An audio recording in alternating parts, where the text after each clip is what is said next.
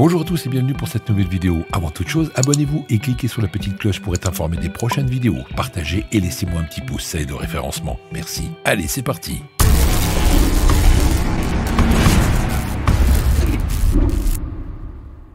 Bonjour à tous, bienvenue pour cette nouvelle vidéo qui, je l'espère, vous plaira, puisque nous allons parler de l'OPR, l'OPR range du matin à l'ouverture de 9h. Vous allez comprendre pourquoi je dis ça, parce que ça peut être une stratégie, comme une autre, évidemment, pour d'abord gérer vos émotions, gérer vos trades, gérer vos pertes, parce qu'on n'est pas sur des mouvements violents.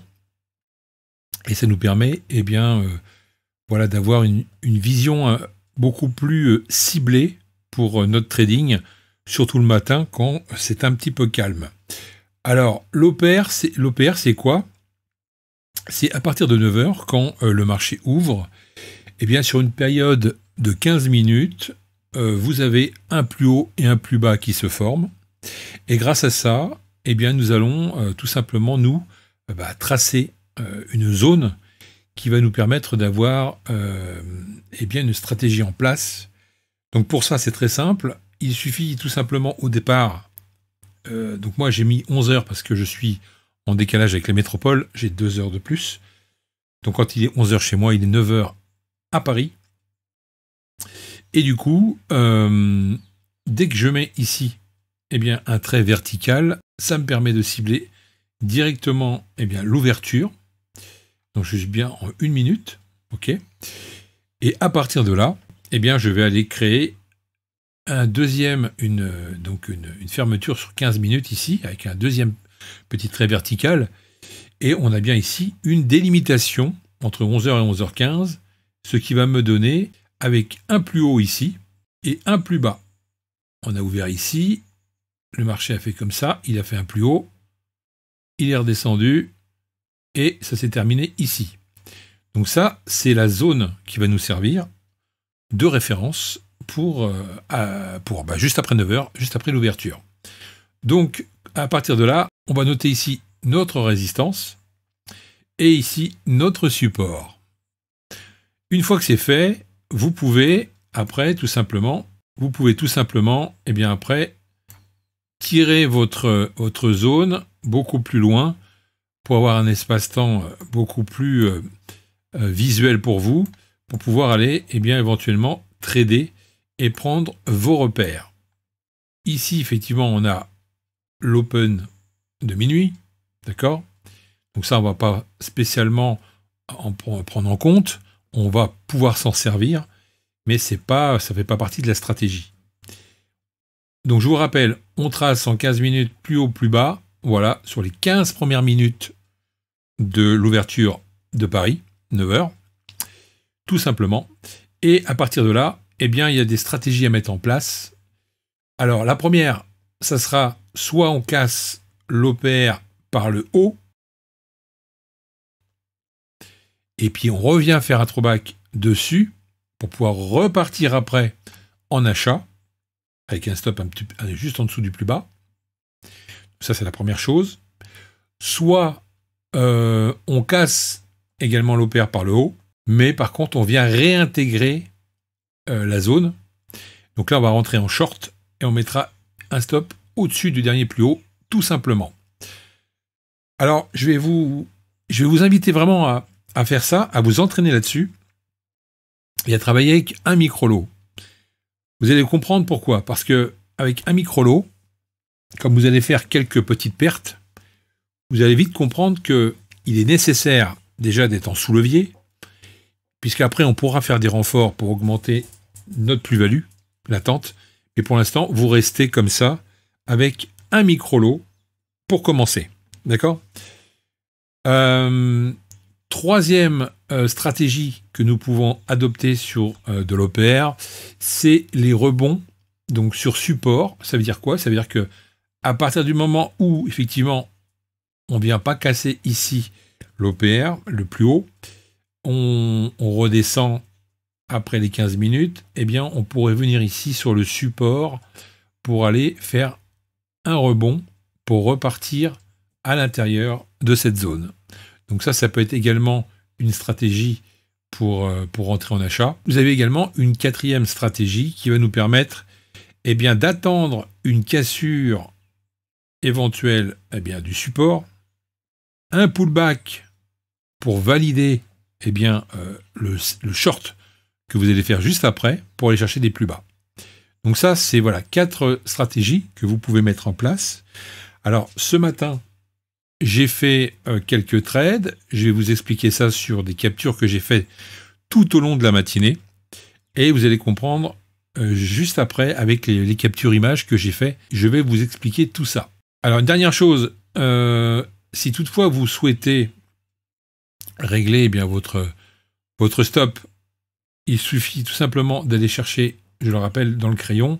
Hop, vous rentrez par exemple ici, vous mettez votre stop là, ça vous donne ici votre perte pour 1 micro-lot. Si vous êtes à 2 micro-lots, vous doublez. Donc déjà, vous savez ce que vous pouvez perdre. D'accord? Donc ça, c'est important d'utiliser. Ça se trouve dans Outils, je le rappelle, et Rouleur. Allez, maintenant, on va passer aux captures d'écran que je vous ai fait pour vous expliquer un petit peu ce qui s'est passé ce matin. Alors, ce qui s'est passé... Alors, il y avait un achat à prendre, mais comme je jouais la réintégration et que j'avais déjà raté le mouvement ici à l'ouverture, j'allais pas, franchement, rentrer encore à l'achat, surtout sur cette première vague. Ça, ici, c'est beaucoup trop haut, puisqu'on était en train de replier. D'accord? Donc, pour moi, c'était plus facile de prendre un trade, ici, en réintégration, tout simplement, pour pouvoir après, mettre un stop ici, et pouvoir protéger, juste après, pour protéger mes gains. Donc ça, c'est la première chose. Vous voyez, on est sur une autre stratégie. C'est là où on est sur la stratégie de réintégration. Et du coup, le prix revient dans cette zone et ne part pas. On n'avait pas franchement de volume acheteur, donc pas vraiment de nécessité à rentrer et prendre des risques à l'achat. D'accord? Donc je continue. Donc il fallait juste attendre que ça casse la réintégration, ça casse la résistance pour pouvoir prendre un trade tout simplement. Et ensuite se positionner avec un stop un petit peu plus haut.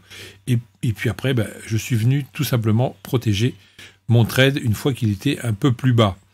Là où j'ai peut-être eu des doutes, c'était au niveau de l'open de minuit, puisque je me suis dit peut-être que ça va rebondir et que finalement, j'aurais pu baisser mon stop pour ne pas perdre trop de gains latents.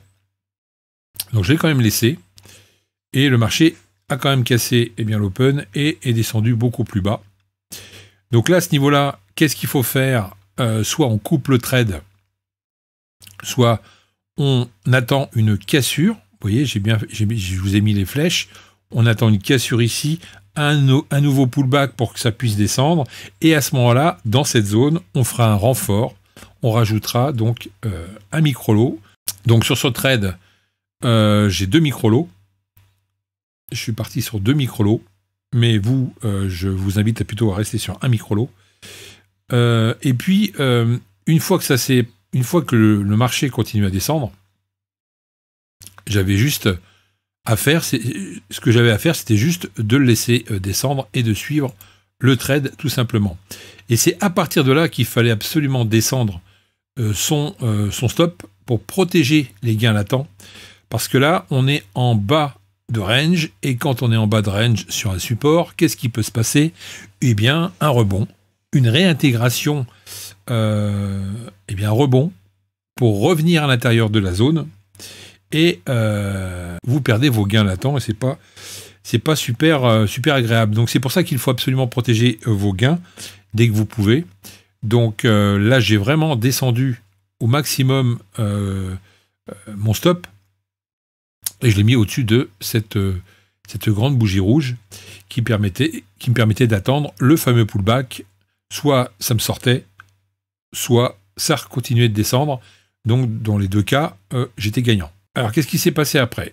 J'ai coupé mon trade, j'ai pas attendu le pullback, et j'ai décidé tout simplement ici de réouvrir un trade, mais en ordre conditionnel, en attente, voilà, en sell limite. Ça veut dire quoi? Ça veut dire que si le pullback est vraiment validé, il viendra ici me chercher pour me déclencher un nouveau trade sous notre zone de l'OPR.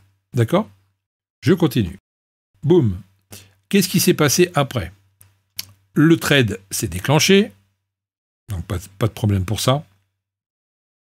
Et au lieu de mettre un stop, un buy stop market pour annuler mon ordre, j'ai mis un ordre limite en achat parce que je me suis dit si jamais ça réintègre ici la zone, ça va me redéclencher, donc je prendrai ma perte, mais ça va me redéclencher un achat dans l'autre sens. Donc voilà pour la stratégie. On va voir ce qui s'est passé. J'ai calculé ici ma fameuse perte. Je suis rentré ici sur le pullback, donc le calcul est simple. Je me fixe sur le point d'entrée. Je mets le deuxième point ici sur le stop et je viens chercher ici l'affichage au niveau de ma perte potentielle. Voilà, 14 $, c'est que dalle. Donc un stop assez serré, vous voyez. C'est comme ça que vous devez gérer vos micro-lots, tout simplement. Vous gardez un micro-lot pour tester cette stratégie et vous allez voir, vous allez comprendre comment faire de la gestion de trade. Parce que vous avez un stop serré, petite perte, mais par contre, derrière, quand ça part, vous pouvez protéger rapidement et en plus de ça, vous pouvez faire des renforts pour augmenter votre latent. Donc ça, c'est une stratégie vraiment de débutant. Si vous commencez le trading, je vous conseille bien d'essayer cette stratégie sur l'OPR 15 minutes. On continue. Qu'est-ce qui s'est passé? Le marché n'a pas continué à descendre, mais est plutôt remonté. Donc là, je me suis dit, tant pis, ça ne va pas descendre. Hein, le pullback est invalidé. Tac. Ça me déclenche effectivement ici un ordre d'achat, puisque juste avant, je vous l'ai dit, je me suis mis en buy limit. Et ensuite, j'ai mis mon stop sur les plus bas ici, avec une perte de 30. D'accord? La suite des opérations, ici, j'affiche donc le panneau de contrôle. On voit ici que la gestion des pertes est gérée, puisque, vous voyez, on est entre 16 et 55 $ de pertes sur les trois comptes, ce qui nous permet d'avoir une perte quand même assez faible, sachant que j'avais fait déjà performer sur un autre compte.